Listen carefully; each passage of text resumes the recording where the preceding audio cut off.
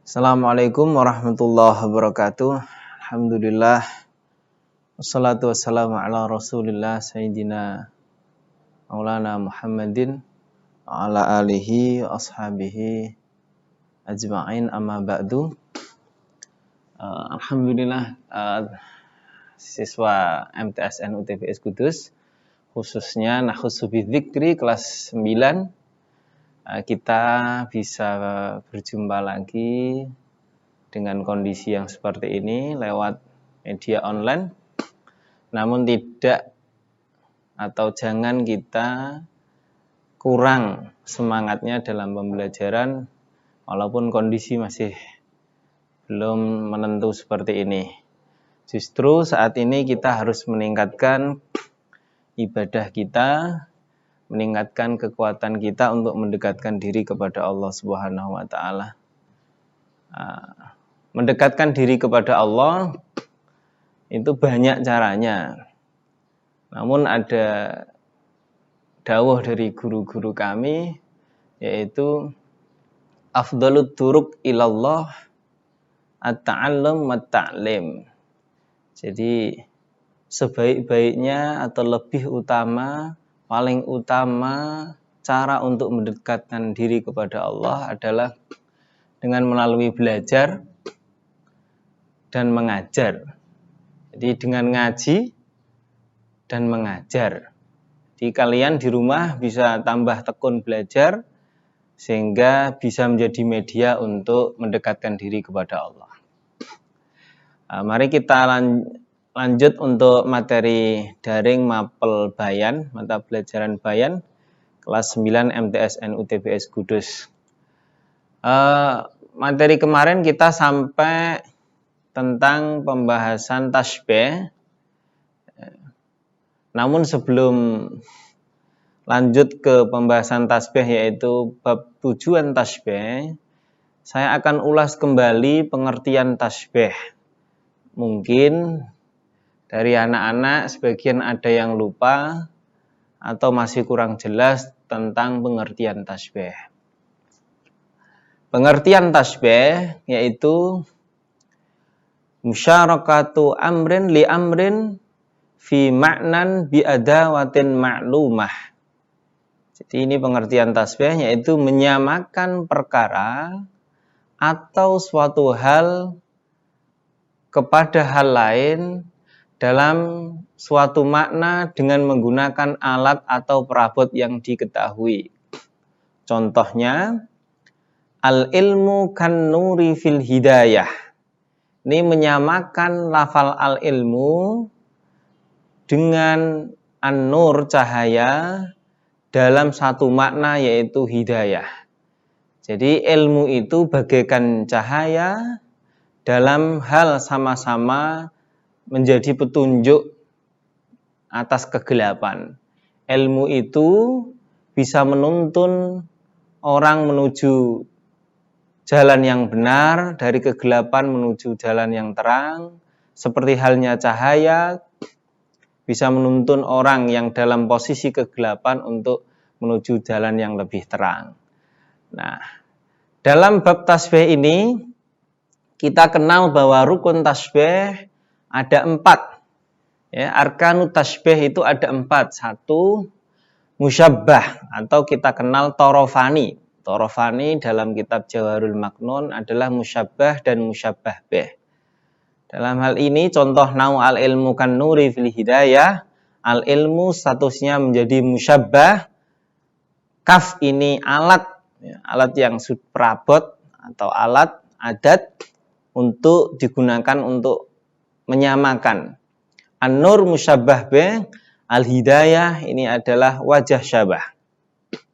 Itu untuk mengingat atau muqaddimah di mapel bayan di kali ini.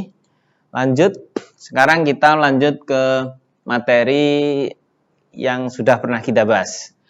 Tujuan dari tasbih, ya. Tujuan dari tasbih dalam kitab Jawharul Maknun, mari kita buka kitabnya.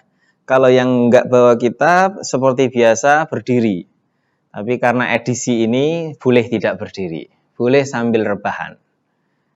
Tapi tidak boleh sambil minum kopi karena kita sedang berpuasa. Dalam kitab Al-Jauharul Maknun ini kita baca dulu. Wa ghayatut tashbihi kasful hali miqdarin au imkanin au isoli tazyinin au tashwihin ihtimami tanwihin istitrafin au ihami rujhanahu fil wajibil maklubi kalaisi mislul fasikil mashubi. Wa ghayatut tashbihi utawi tujuan tasbih. Jadi dalam pembuatan tasbih, penyair atau orang yang membuat tasbih pasti punya tujuan yang ia kehendaki dari pembuatan tasbih. Satu, pembuatan tasbih kasful hali, iku jelasake keadaan sifat musabbah. Miqdarin, lan jelasake ukuran keadaan musyabbah. Au imkanin, lan jelasake kemungkinan wujude musyabbah. Au isolin, lan netepake keadaan musyabbah ing dalem atine wong kang krungu. Tazyinin, lan menghiasi atau maesi musyabbah supaya disenengi. Au tashwihin, utawa ngelekake itu menjelekkan, orang ngelek dikelek. Au tashwihin, utawa ngelekake musyabbah supaya dibenci. Ihtimamin, nomor 7, nomor 7, ihtimamin, nganggep penting utawa merhatiake musyabbah beh. Tanwihin, nomor 8, mandang aneh, memuji. Tanwihin, muji musyabbah. Nomor 9, istitrafin, memandang aneh kepada musyabbah. Au ihamin, utawa aweh cipta, menyangka. Rujhanahu, ing unggule musyabbah fil wajhi ing dalem wajah sabai. Anggene mengunggulkan musyabbah, jadi menyangka musyabbah lebih unggul dari musyabbah beh dalam wajah sabahnya dengan cara bil maklubi, kelawan tasbih maklub, kalaisi mislul fasikil mashub, kaya lafal laisi al-laisu mislul fasikil mashub. Sekarang kita kupas satu-satu terkait tujuan dari tasbih. 1. Tujuan dari tasbih adalah kasful hali, menjelaskan keadaan sifat musyabbah, yaitu bisa dilihat dari layar kaca kalian, baik HP maupun laptopnya, silakan dicermati dan dicatat. 1. Menjelaskan keadaan sifat musyabbah, yaitu ketika sebelum dibuat tasbih, belum adanya tasbih, kondisi musyabbah belum diketahui sifatnya. Nah, setelah dibuat tasbih, baru diketahui sifat yang dimaksud. Nahu, contohnya, idza qamat lihajatiha tanassatu ka'anna idhamaha min khayzurani. Artinya, ketika perempuan idza hajat, memenuhi hajat dia, memenuhi hajatnya, idza qamat lihajatiha tanassatu, maka perempuan tadi ia melipat dirinya seolah tulangnya diciptakan dari kayu rotan atau dari rotan.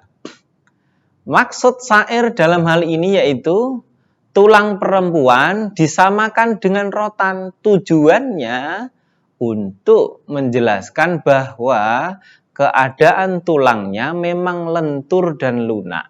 Ini tasbihnya menjelaskan keadaan sifat musyabbah yang memang belum diketahui. Setelah adanya tasbih ini diketahui karena lentur memang tulangnya. Nomor 2, menjelaskan ukuran keadaan musyabbah. Yaitu ketika sebelum dibuat tasbih, keadaan musyabbah sudah diketahui sifatnya secara global. Diketahui sifatnya namun secara global. Setelah dibuat tasbih, baru diketahui kadar tertentu dari musyabbah. Seperti menyamakan baju hitam. Ini baju hitam. Hitam itu adalah sifat dari musyabbah, yaitu baju. Namun kadar hitamnya seperti apa? Dengan disamakan burung gagak, maka diketahui kadar hitamnya. Jadi seberapa kadar hitamnya? Oh, berarti hitam banget karena seperti burung gagak. Atau seperti menyamakan air dengan es dalam dinginnya. Sangat dingin banget, ya. Misal, wah, mandi pagi hari ini koyo adus es. Nah, ini namanya tasbih kalian menyamakan air dengan es, namanya menjelaskan ukuran keadaan musyabbah. Tujuan kalian adalah menjelaskan ukuran keadaan musyabbah. Dalam syair juga ada contoh begini. Fihas natani wa arba'una hulubatan sudan ka khafiyatil ghurabil ashami. Jadi penyair ini menyamakan kadar hitamnya seekor unta, atau bahkan ini enggak seekor ya, 42 unta disamakan dengan hitamnya burung gagak. Berarti tujuan dari tasbih ini adalah menjelaskan kadar hitamnya unta. Berarti hitam banget untanya. Jadi sifat hitamnya sudah diketahui secara global, dia hitam sifatnya. Namun lebih diperjelas, lebih dispesifikkan bahwa hitamnya itu hitam banget seperti burung gagak. Nomor 3, menjelaskan kemungkinan wujudnya musyabbah, ya. Menjelaskan kemungkinan wujudnya musyabbah. Nah, ini ya. Yaitu menjelaskan kemungkinan tercapainya tujuan yang tidak mungkin bisa didapatkan, atau menjelaskan kemungkinan wujudnya perkara yang tidak mungkin terjadi. Seperti contoh ini. Fa in tafukil anama wa anta minhum fa innal miska ba'du damil ghizalik. Maksudnya penyair ini memuji seseorang yang mempunyai kemampuan di atas manusia rata-ratanya umumnya. Ya, pada umumnya dia punya kemampuan lebih unggul daripada manusia pada umumnya. Secara zahir ini tidak bisa terjadi. Nah, ini penyair memuji orang yang seperti ini disamakan dengan menyamakannya sama minyak kasturi yang termasuk bagian dari darah kijang. Maksudnya bagaimana? Hal ini menjelaskan bahwa manusia itu bisa saja mempunyai kemampuan di atas rata-rata, sebagaimana minyak kasturi yang mempunyai sifat wangi padahal terbuat dari darah kijang. Artinya apa? Ini bisa menjadi motivasi bagi kita sebagai santri lebihnya, bahwa walaupun kita itu sama-sama manusia biasa, sama-sama sekolah di madrasah kita tercinta, MTS, TBS Kudus, kita harus punya motivasi agar lebih unggul dari teman-temannya, walaupun kita sama-sama sekolah di sini. Karena minyak misik itu ternyata terbuat dari darah kijang. Kita ketahui darah itu pasti baunya amis, ya. Baunya nggak enak. Tapi ada minyak misik itu di salah satu anggota tubuhnya kijang, muncul minyak misik yang wanginya luar biasa, harganya mahal. Maka kalian juga harus bisa seperti itu. Harus bisa di atas standar rata-rata agar kalian menjadi manusia yang unggul. Nomor 4, menetapkan keadaan musyabbah di hati pendengar. Yaitu ketika keadaan yang disandarkan kepada musyabbah membutuhkan penetapan dan penjelasan. Seperti menyamakan seseorang dalam hal tertentu tidak mempunyai kemampuan dalam usahanya, disamakan dengan orang yang menulis di atas air. Hal ini menetapkan bahwa usaha yang dilakukan tidak akan berhasil. Jadi, katakan ada seseorang yang tidak mampu, tidak mempunyai kemampuan yang cukup mumpuni dalam bidang tertentu, namun ia selalu berusaha. Itu bagaikan nulis di atas air. Ya, kita langsung otomatis menetapkan bahwa anak itu nggak mungkin mampu, karena nggak bisa. Contoh lagi, nahwu. Innal quluba idza tanafara wudduha mislu zujaji kasruha la yujbaru. Artinya, sesungguhnya jika rasa cinta di dalam hati telah sirna, laksana kaca. Jika pecah tidak bisa ditambal. Tujuan tasbih dalam hal ini yaitu menetapkan betapa sulitnya mengembalikan seperti semula ya, cinta yang sudah pernah hilang. Cinta yang sudah pernah hilang, ini kalau sudah pernah hilang akan sulit dikembalikan sebagaimana kaca yang sudah pecah, ini sulit sekali untuk ditambal. Jadi ini menetapkan bahwa ada suatu perkara yang tidak bisa kembali semula lagi. Nomor 5, menghiasi musyabbah supaya disenangi. Ini terakhir ya, tidak saya jelaskan 10 tujuan tasbih itu, saya cuma mau menjelaskan 5 ini.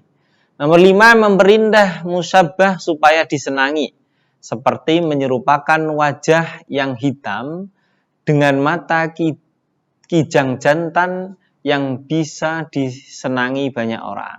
Jadi misal ada seseorang wajahnya hitam, akhirnya dia untuk memuji dirinya sendiri agar disenangi orang lain bahwa hitam saya ini seperti hitamnya mata kijang jantan.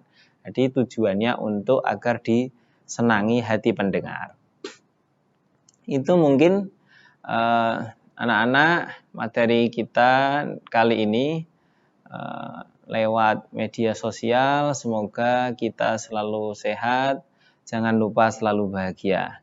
Jadi saya, Assalamualaikum warahmatullahi wabarakatuh.